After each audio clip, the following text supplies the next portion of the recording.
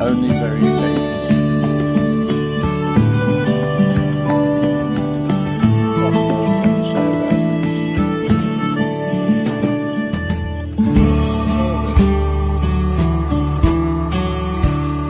Although, anyway, if there are any bikers looking at this presentation, I'm sure very much more modest and very much very short over those courses. It's the most popular bicycle in the world. In fact, it's the most popular vehicle of any kind. It is a Chinese flying fish with about 500 million produced since 1950. That is an average of around 7.3 million every year, or 20,000 bicycles manufactured every single day. In April 1949, Chairman Mao, Vice President of the U.S. Cabinet, paid a visit to a factory in Tianjin, which is in the northern province of China, and he commanded that it should become the main bicycle manufacturer for the whole of New China. The workers there were given the task of building a generation of strong, durable, light, and beautiful bicycles, and on the 5th of July 1950, the first flying pigeon bicycle was produced. All the earlier models there had a second platform for engine strength, but it was basically almost an exact copy of the 1932 English Raleigh Roadster. The bicycle badge symbol was intended as an expression of peace. It's a stylized dove representing concord, peace and harmony, but the bike was always called a flying pigeon throughout China. The dove, or pigeon, is shown here resting on the initials M. These initials are two words, I-G.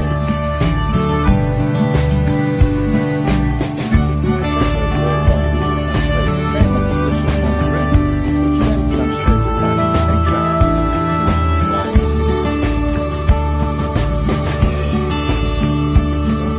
On some bikes it shows us that the English word flying pigeon, which I assume must be used on bikes which are intended for export.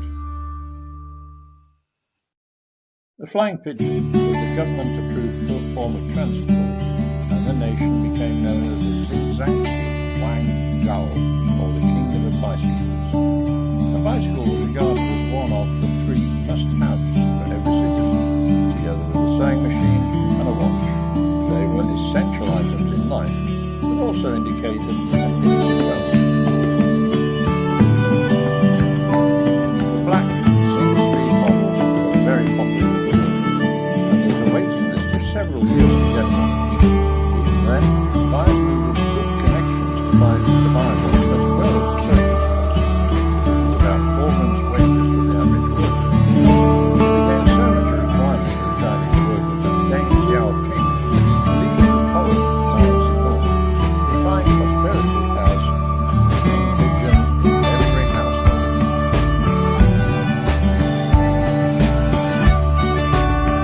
My goodness, how times change in China. It wasn't so long ago that only government officials enjoyed the use of the car. Now China often has some of the most insane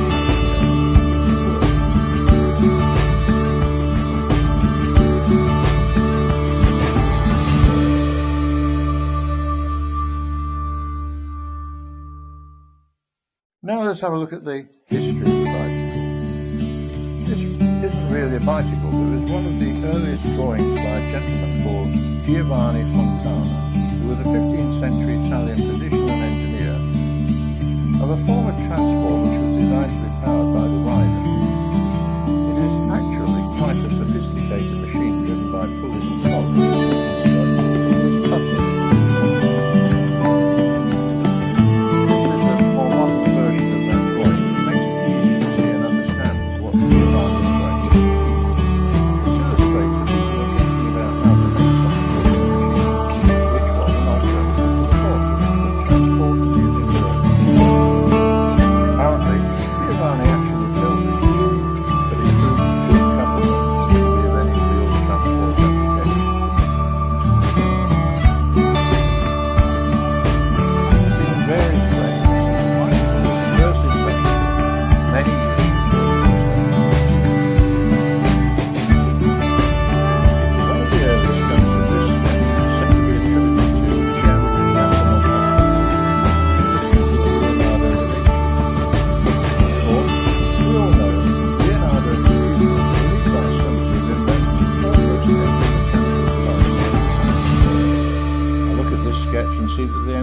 framework appears to be constructed in some sort of metal tube.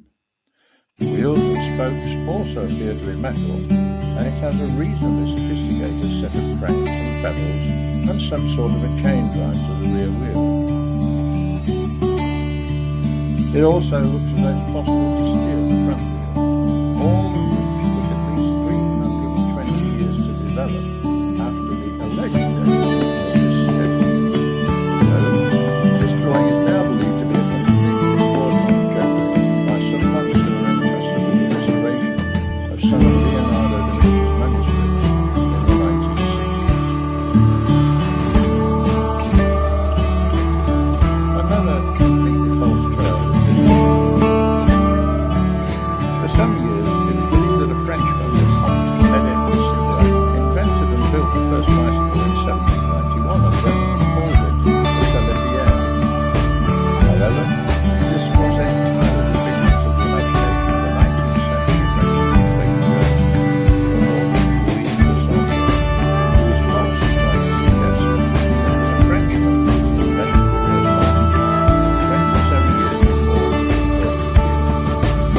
Count of that name never actually existed, so this story was proved by French historical researchers in the mid-1950s to be a deception. Unfortunately, though, if you look in many histories of bicycles, this is what you will see as being the very first.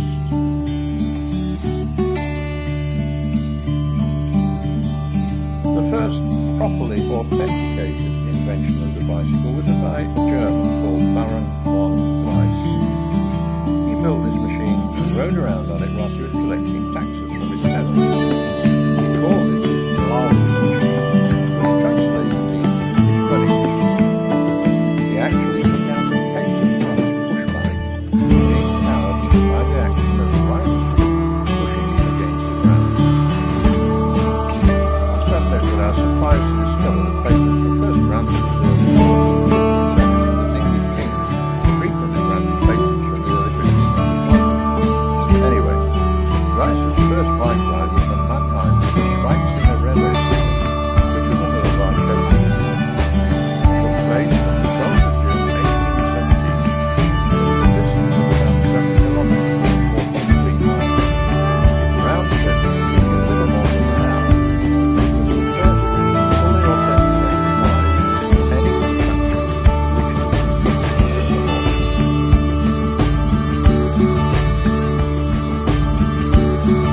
One bicycle later built an improved bicycle which he called a Dreisine, which was his most widely copied design. This copy of his Dreisine is displayed in a museum at Heidelberg.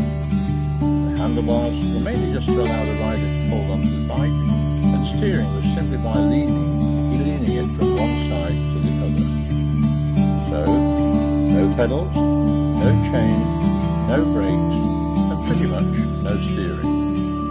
Von Dreis's last machine and the later Dreisine are now generally regarded as the first true examples of the bicycle.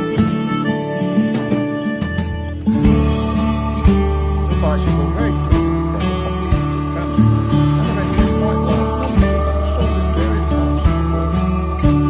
Fortunately, it quickly became apparent that the roads in those days were so rumbled by horses and carriages that it was almost impossible to balance on the bicycle for long. So, riders took to ride along pedestrian pathways. The rode along them far too quickly, bikes became dangerous to pedestrian users. Because of so many conventions in authorities in Germany, Great Britain, the United States, and even in Calcutta, banned its use in pedestrian pathways, which, for a few years, ended in This is the example of the bicycle, and because they were very expensive, it was only the wealthy who could afford to buy one. Despite the problems of riding them, a number of British cartwrights or wagon makers soon picked up on the concept and design of the bicycle. The most notable of these was a chap called Dennis Johnson who lived in London, and he announced in 1818, only 1 year after the loud machine was invented, that he would sell a much improved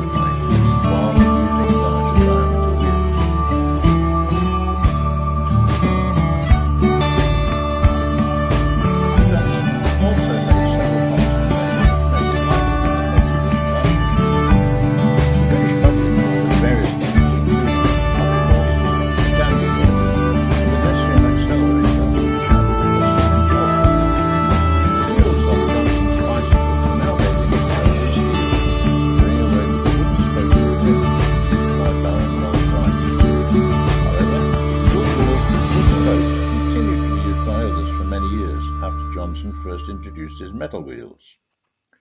Johnson made around 320 of these bicycles in the early part of 1819, and he also opened very popular bicycle riding schools in London, in the Strand and in Soho.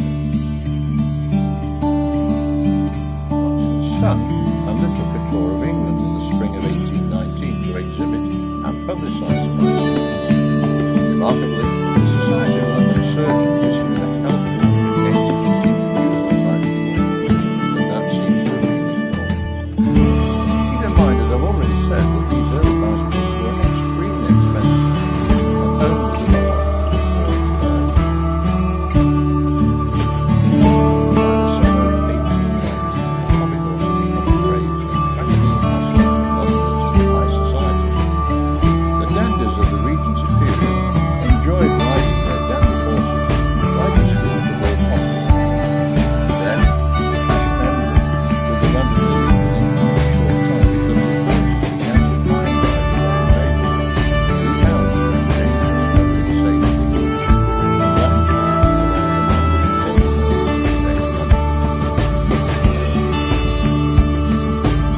large little change in the design of bicycles for around 20 years, but then, in 1839, a Scottish blacksmith called Kirkpatrick Macmillan from Dumfries invented the first pedal-driven bicycle. It had rods connecting its pedals to the rear wheel, and cycling suddenly took a giant leap forward.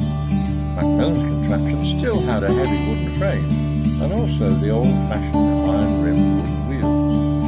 The front wheel still only provided very limited steering, whilst the back wheel was attached to the pedal using connecting rods.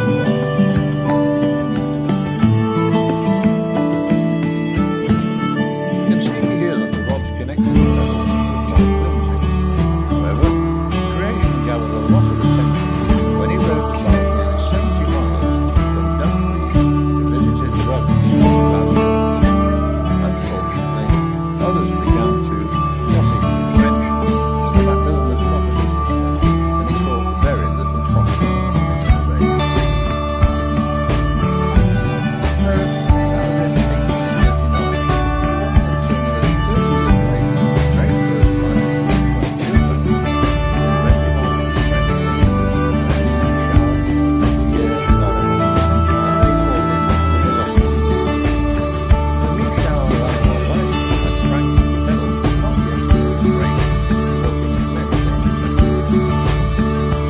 French pedals with quite a large front wheel. It could achieve quite a reasonable speed, but it had no real safety provisions, and again, this bicycle still has the old wooden spokes and wheels with metal rims.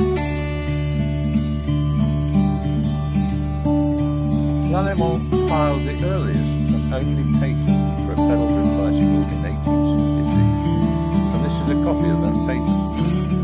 L'Allemand's patent drawing shows a machine which looks very much like the original bicycle, but with the pedals and rotary cranks attached to the front wheel.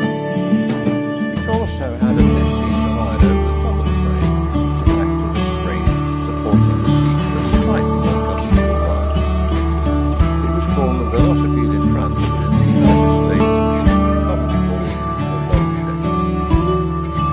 The popularity of the machine grew on both sides of the Atlantic, and by 1868 to 1870, bicycle trade was once again very strong, even in rural areas.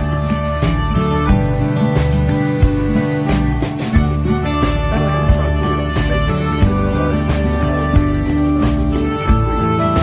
However, as the speed of the front wheel increased, it obviously became increasingly difficult for the rider to maintain the same speed, with his legs rapidly bumping up and down. Also, very difficult to pedal the same wheel that was used for steering. As you can see in this illustration, riders could easily burn the inside of their legs when trying to turn the front wheel.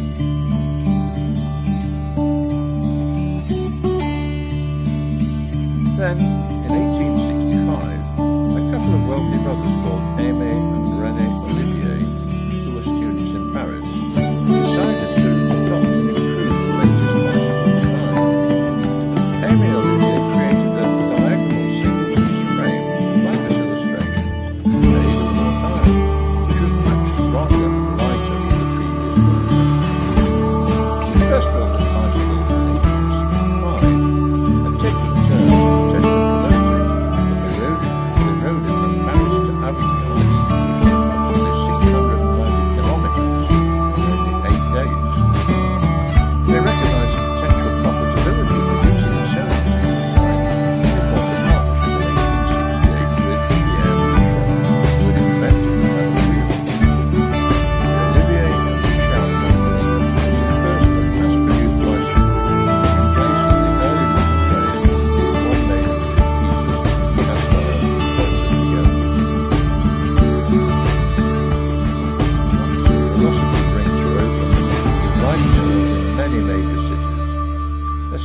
French velocipede was a stepping stone that created a market for bicycles that led to the development of many more advanced and efficient machines.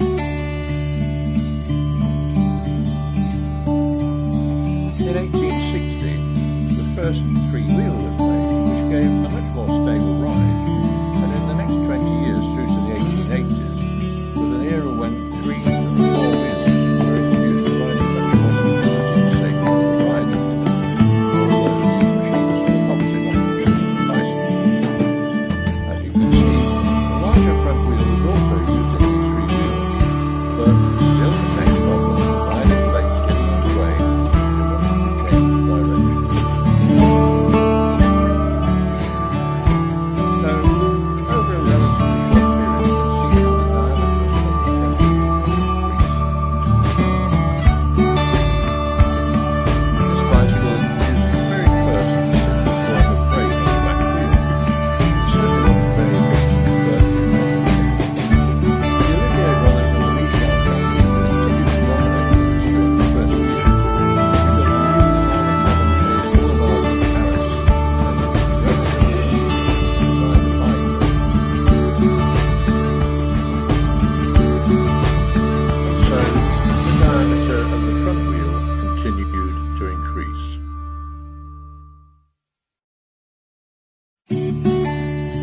In 1869, the first radial-style ball bearings to be used in bicycle wheels were introduced by a chap called Jules Duryray, who was a Parisian bicycle mechanic. And of course, they were an enormous improvement over the old greased axles.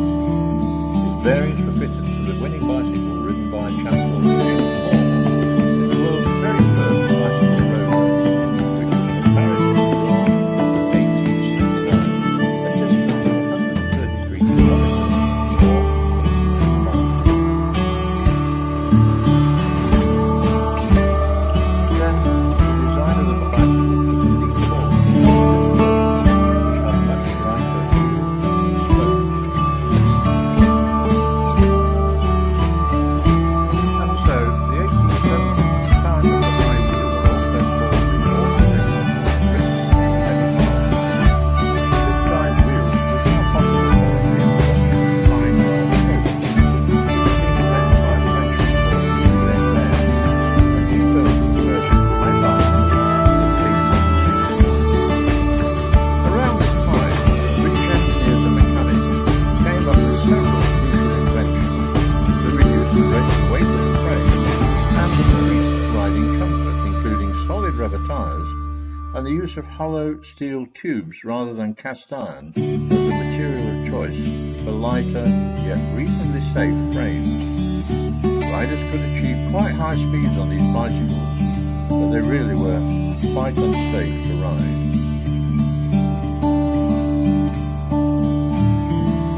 The king of the penny farthings was an English chap called James Starley. He started out as a manufacturer of flag machines in Coventry, but he is now considered to be the father of the British cycle industry. His penny farthings were luxury items that were only rather rich and featured such niceties as nickel plate and bronze. The design, workmanship and the materials used were excellent, and the Starley bicycle cost more than a worker earned in a year. Front wheels grew to enormous sizes, with the biggest specimens measuring about 2 meters in diameter.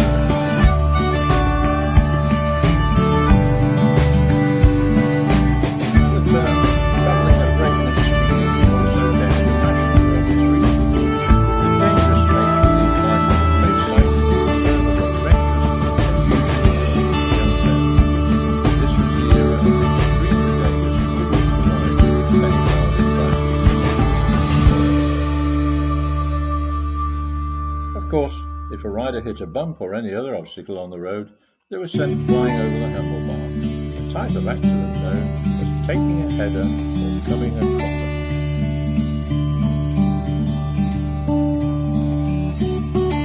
The fine wire spokes which crossed over each other greatly strengthened the lightweight wheel. It was a tremendous invention which revolutionized bicycles. As I've already mentioned, James Starley is regarded as the father of the British cycling industry.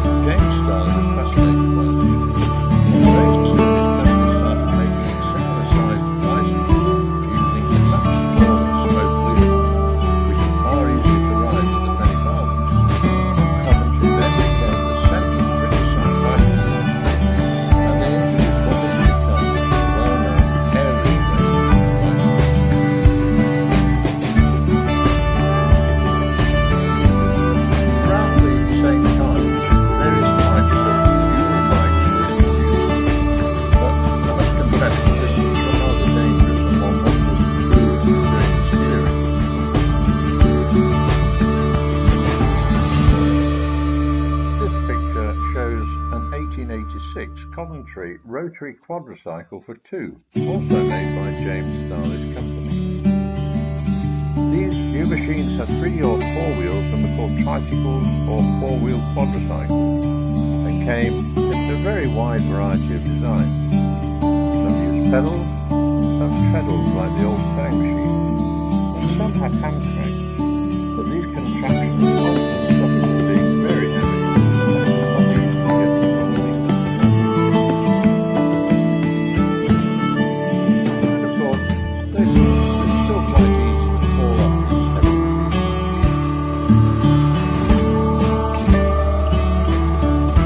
So now, let us talk about bicycle chains.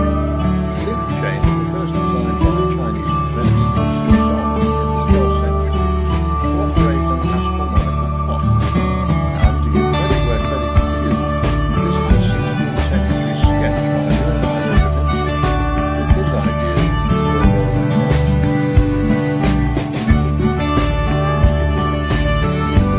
This was an early form of chain which was informed of the wind.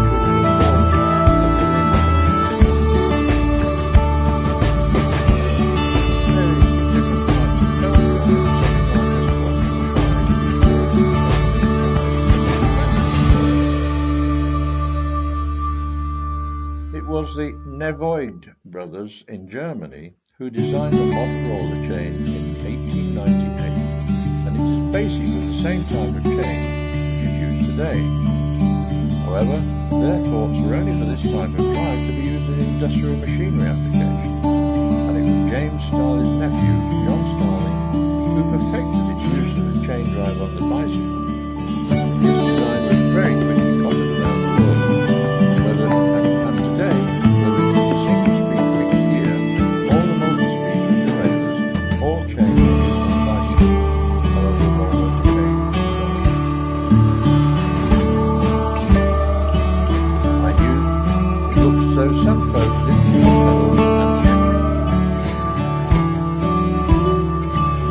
This picture illustrates what is meant by the caster of the front wheel, and this chain is basically when the front wheel is active, it catches 6 centimetres than if it was vertical, and again, this is a great development in the design of the development of the safety bike was arguably the most important change in the bicycle. This was the latest safety bicycle. It shifted their use of public perception from being a dangerous toy for sporting young men to being an everyday transport for men and, crucially, for women of all ages. This particular safety bike type of bicycle still had a very simple belt drive to the rear wheel. Only a year later, this safety bicycle called the Whippet was introduced, which is now beginning to take on the appearance of a modern bike.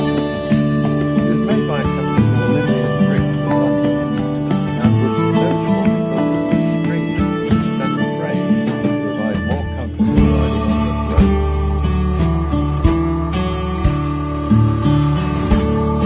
Up to this stage, all bikes have used either steel tires or solid rubber tires, and this is one of the last of the latest safety bikes. It still had the old solid tires. It also had a decent brake with a water brake very gentle, as well as a nice sort of neck covering the rear wheel to prevent the blades from becoming forked, and also a cover for the chain. In 1887, John Drummond invented the pneumatic tire, which was first used on his son's bicycle because his son suffered from headaches which developed from riding his bike on rough roads. This led to the creation of the Dunlop Rubber Tire Company in 1869.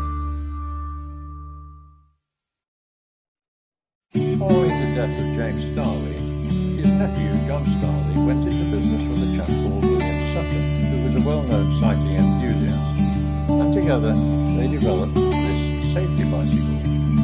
The advertisement claims that it's safer than any tricycle, that it's faster and easier to ride than any bicycle, and that it is by far the best hill climber ever made. You can see that he called it the rover.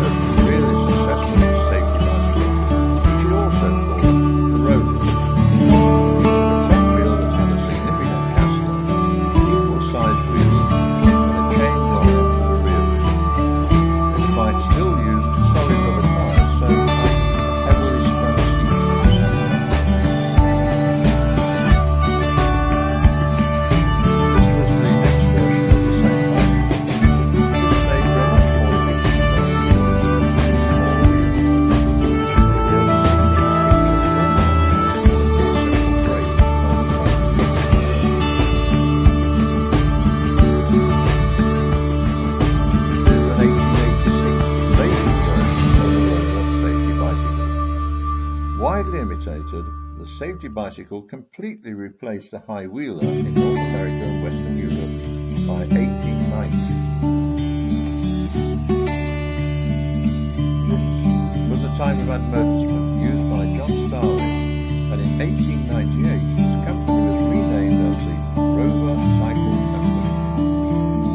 Starling died suddenly in October 1901, and soon after the company began to manufacture motorcycles, and then they progressed quickly producing the first Rover cars.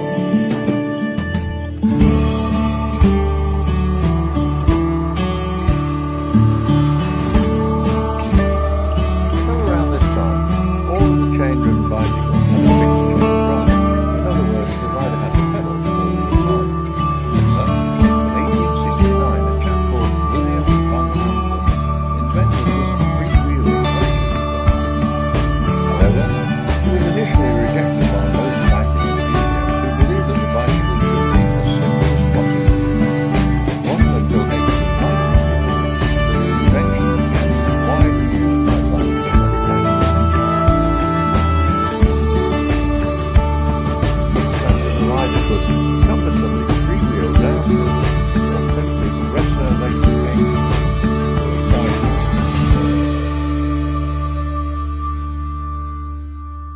By now, John Dunlop's invention of the pneumatic tyre in 1887 had made for a much smoother ride on paved streets. Bicycle designers had found that the diamond pattern for the frame was the strongest and most efficient design. Chain drive improved comfort and speed as the drive was transferred to the non-steering rear wheel and allowed for smooth, relaxed, injury-free pedaling. And with rear wheel pedaling, the rider was much more easily able to turn forward. In 1894, Betty Bloomers became popular, and so women were no longer limited to tricycles and could now ride normal bicycles like ladies very much joined in the enthusiasm for bike riding, and ladies' bike outings became very popular.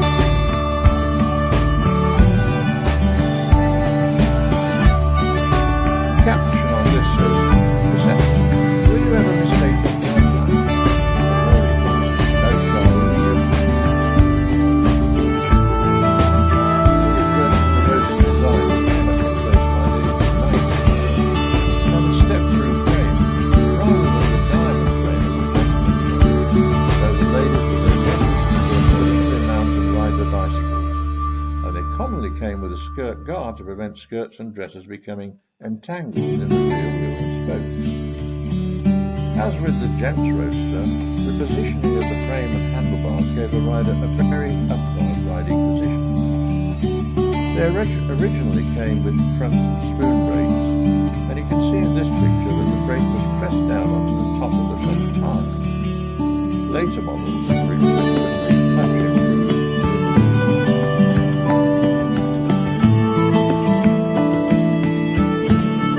So, by the late 1890s, the design of the gentleman's bicycle had evolved to this design. Triangular brakes are still popular today, and you may be able to see that it also had the first type of rear brakes using a caliper system. I'm sure that many of you will remember having bicycles with sturdy arched wheels. They were very simple to operate and were very reliable. The company was founded in 1902 by Henry Sterling and James Archer under the guidance of Frank Rowell, who was then the primary owner of the Raleigh Bicycle Company.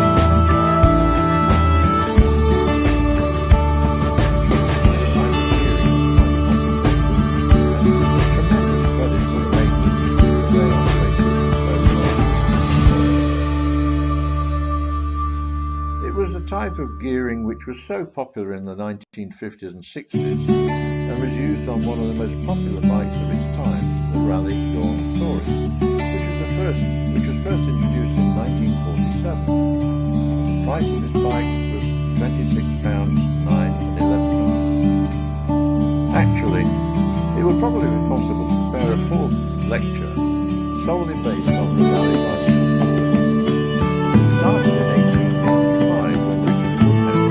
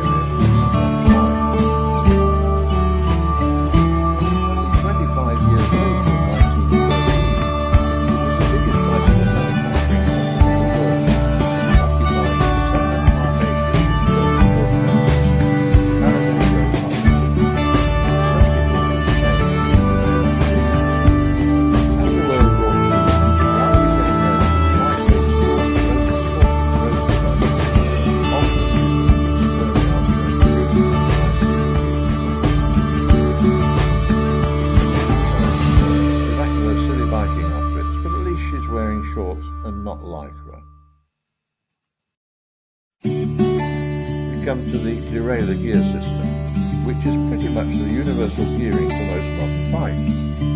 Compared to the Sturmey-Archer gear system, this is a relatively simple but very effective method of gearing. The derailleur name comes from the French word meaning derailment of a train, of its tracks, because this system deliberately derails the chain, leaving it from one sprocket to another. This was one of the first purpose-built motor-assisted bike systems. It was the Millet folk motorcycle developed by Felix Millet in France in 1892. Millet's design had both pedals and a fixed crankshaft radial engine built into the back wheel.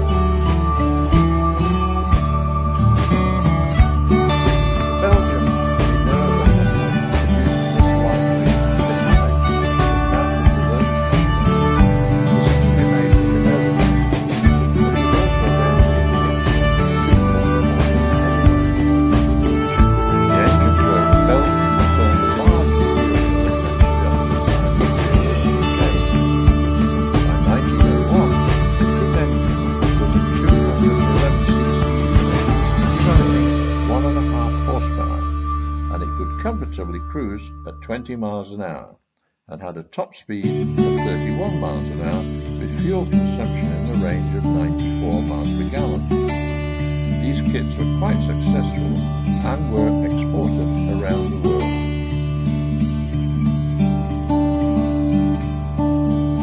This was a motorized bicycle produced by the NSU engineering company in Germany. You can clearly see that this is one of the cornerstones of the motorbike today.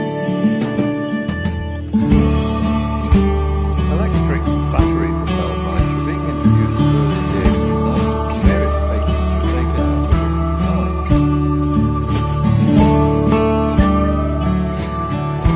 The sizes of the batteries available in those days did tend to make electric power problematic. But it was in the early 1930s when practical electric bikes were first introduced, and this example was made in 1942.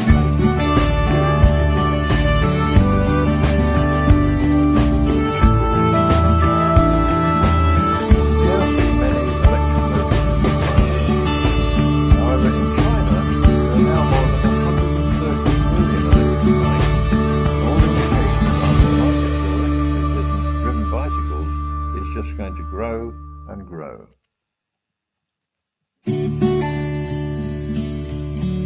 Mind you, I think this lady would need quite large electric motor. Holland is the only EEC country to officially allow pillion passengers to ride on the bikes. The traditional Dutch bicycles are far sturdier and heavier than most others. But maybe this is stretching it too far. Of course, Dutch people are enormous bicycle enthusiasts and have tremendous influence in their country and so fast. However, I must admit that I'm surprised bikes like this are still allowed in Holland, not in all the states of Holland. And again, no help, and I'm sure the citizens hardly want to live in this country. This is a typical Dutch bike assembly based on the Dutch The Dutch call them omappiets, which translates to grandma bikes.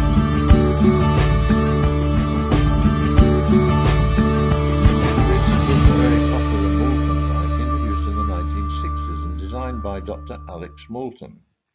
It was way ahead of its time as it had front and rear sprung suspension, which was a feature not to become usual until 30 days later with modern mountain bikes. It also had high-pressure tires, which ensured less rolling resistance, so made it easier to accelerate. It also made an immediate impact, and for some time the Moulton bike business was extremely successful. This was another great success. This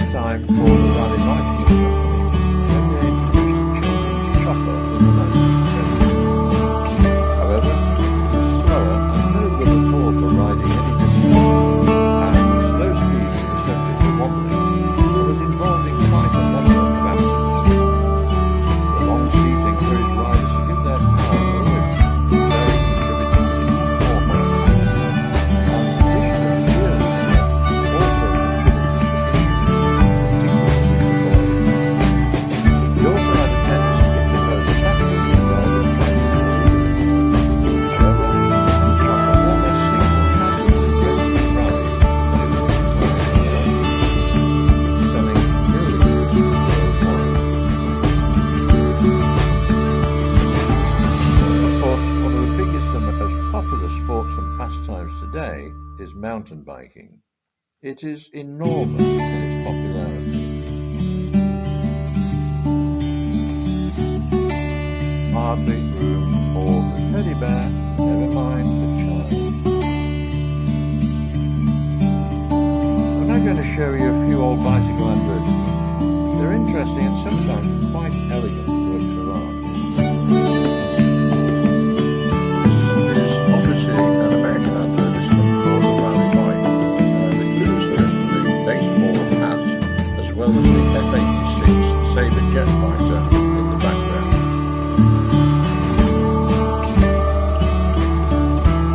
Many advertisements were directed towards the ladies to encourage them to join many male bikers. Another one for the ladies.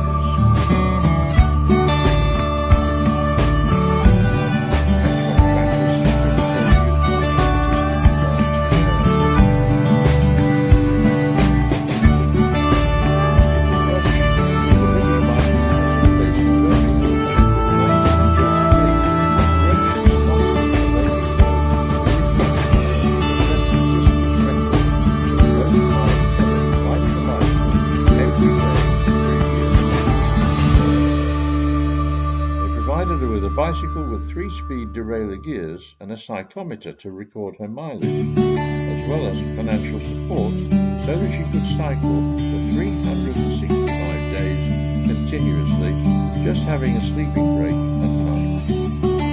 For a record of 29,603.7 miles, or 47,642 kilometers, still stood when she died, aged 100.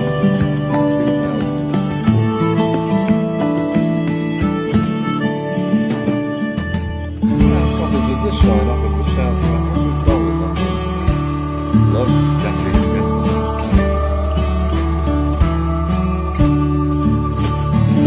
James Starley Companies, many advertisements.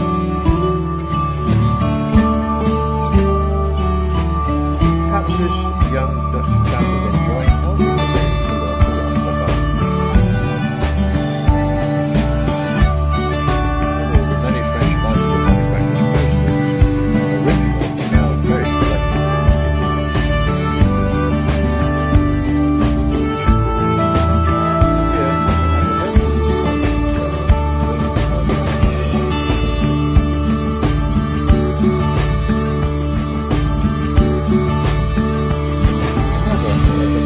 manufacturers this time using a quite daring illustration to promote their bikes, perhaps typically French.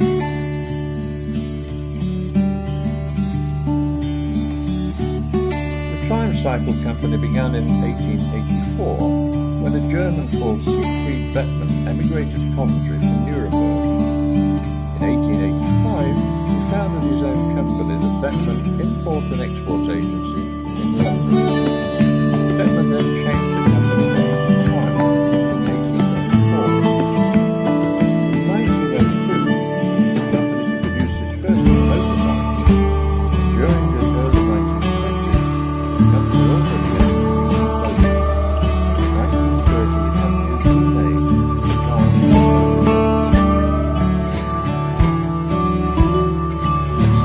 That's a really crazy bike, but obviously the person who built them must love them. This chap must be an enthusiast of the old easy rider. Perhaps this chap ticked the wrong box in the Amazon mailroom. Need any comfort breaks with this model.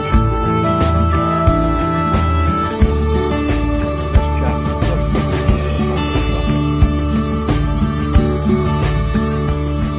This is an example of social biking. Anyway, over the years, bicycle design, materials, components and manufacturing processes have improved to create the bikes of today, which are increasingly sophisticated and efficient machines. Whilst the basic frame design has stayed the same for over 100 years, the use of space-age materials like titanium and carbon fibre have created bikes far lighter and stronger than created in the early iron and wood models would ever have imagined.